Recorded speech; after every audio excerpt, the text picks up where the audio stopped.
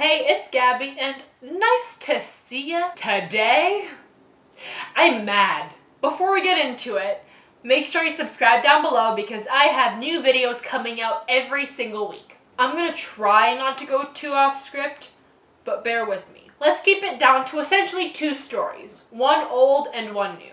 First, the recent. So yesterday, I'm in the streetcar minding my own business. I'm on the way to work, my phone's dead because I didn't charge it. I have not had my coffee yet, so I'm not in a good mood right now. So I have my headphones in because I'm not social, especially not in this mood. And these guys are supposed to be noise canceling, but clearly not enough. This guy comes in, let's call him Jafar. And Jafar is striking a conversation with anything that gives him the chance, which by the way, good on him. I don't have the balls.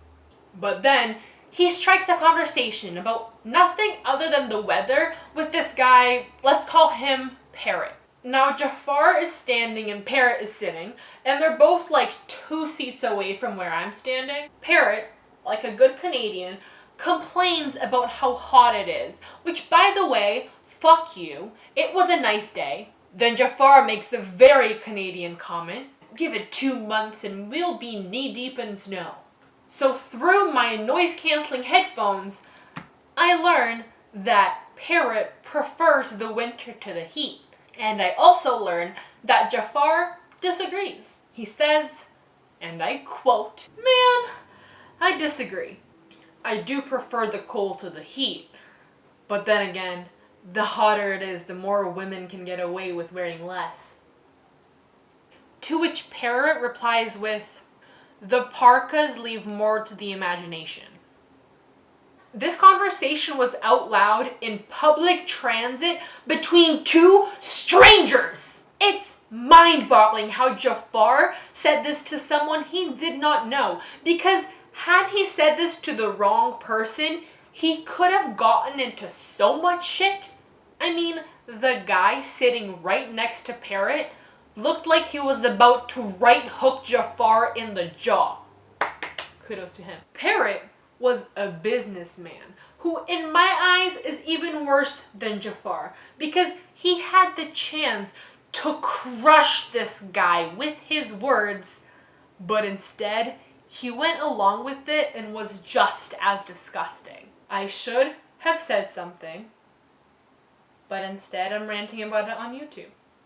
Off to a good start. On to story number 2. Now this happened during my senior year of high school. Our drama teacher had taken us on a trip to Canadian Stage to watch a dance show. The show was about how mountains were the spine of the earth. It was pretty cool. And naturally, the dancers were shirtless. The show ends and we stay for a talkback, to which some of the cast comes and sits after changing. One is like throwing on a shirt as he's rushing to sit down. And this bitch, let's call her Holly. Holly is from some other group and she yells, "Nah, keep it off." Bitch, my jaw clenches and there's blood rushing through my body so fast. I'm so hot. All I feel is my friend grab my wrist because I'm about to cause a scene. Hollering is disgusting as it is, but the fact Holly was a girl means she's definitely been through something similar, meaning she knows how gross it feels, which makes it that much worse. Not only that, but the guy had just made himself extremely vulnerable by performing.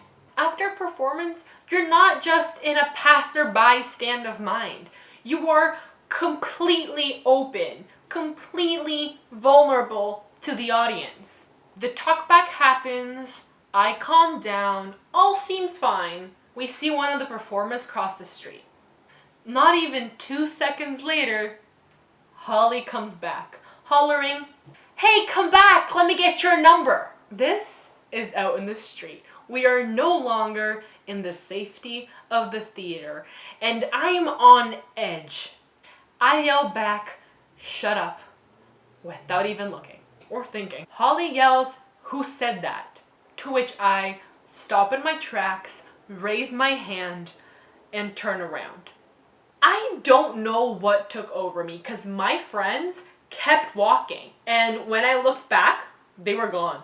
Meanwhile, this bitch is sizing up and she starts to cross the street without looking, to which I yell, "Dude, be careful, look both ways before crossing the road." And she's yelling, "What did you say?" So I repeat myself. Obviously, she meant the other thing. But before I answer, she goes off. And I tell her as calmly as I can muster that her yelling inside was disrespectful, and her hollering after him was extremely rude. To which she replies with all the shit she'd said before. But this time, 5 girls spawn behind her. Fact number 1 about me, I laugh and make jokes when I'm nervous. So I'm trying really hard not to laugh. So I just shut up and let her finish. Her and her posse walk away. I turn around, crack up, and start making my way.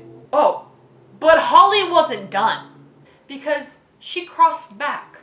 This time, she looked both ways, crossed at the right place, when the lights were green, on her own.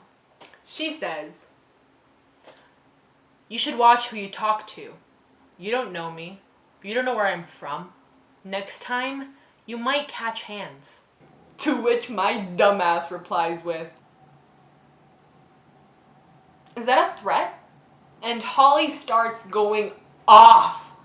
This time, it might have been my fault. Now my teacher, who was on the other side of the road, starts crossing along with the 7-foot basketball player from my class, and she's just trying to calm down the situation. Holly then lowers her tone and says, "You're a teacher, so I'm not going to disrespect you." As my teacher is about to say thank you, Holly shushes her with her hand 2 inches away from my teacher's face. I snap. Everything goes red. I have not hit red too many times in my life, but this was one of them. I scooped my teacher behind me so quick, and keep in mind, with all due respect to this lovely, amazing lady who I love more than anything, she's an older lady. I could have hurt her because I was aggressive at this point. All I feel is the basketball player's hand on my wrist. And as I'm mid-scoop and mid-arm lock, all I'm saying to this Holly girl is walk away. Just, dude, walk away. Now, I'm not yelling. I'm not threatening. I'm not daring her to do anything. This is just me giving Holly a warning. I am extremely protective. And at this point, I've hit red. If this girl were to step any closer, I would have died. Because I could totally not take her on, let alone her and her posse. I don't have upper, lower, any body strength or skill whatsoever. But I would go down swinging and I would eventually hit her nose. Thank the Lord or whatever higher power is up there. Her friends yell that it's not worth it and they leave. I catch up with my friends who are standing on the opposite side of the block just watching this all go down. I'm still not saying anything. I'm still extremely hot, and we make our way to the subway station. From there, I go home. I just crash and I'm okay. The next class, I'm expecting my teacher to sit us down and tell us all about how this should not have happened. But instead, she brings in a box of 50 Timbits. Well, that was intense. I think we all deserve it. Just what a queen. So that was the story about how I almost got in a fight, which I repeat, I would have lost, and how I not only got my entire class Timbits, but how I also realized that girls can be just as disgusting as guys, and we cannot put ourselves on a pedestal. This video was essentially to rant about something that happened on the streetcar that honestly hit a nerve with me. But I thought these stories would go together nicely to say that these people were just assholes. Jafar didn't say this because he was a guy. He said this because he was a dick. And Holly didn't say this because she was a girl. She said this because she was a dick. Oh my god, there's sweat going down my legs. I got so heated, I am actually sweating. That is disgusting. Alright, that's it for this week's video. Hit that like button and type in something positive down in the comments for the next person to read. Not about my video, not about me, not about anything in particular. Just something about your day or that you love about the world, just so we can all be in a better mood. And as always, I'll catch you guys next week. Adios.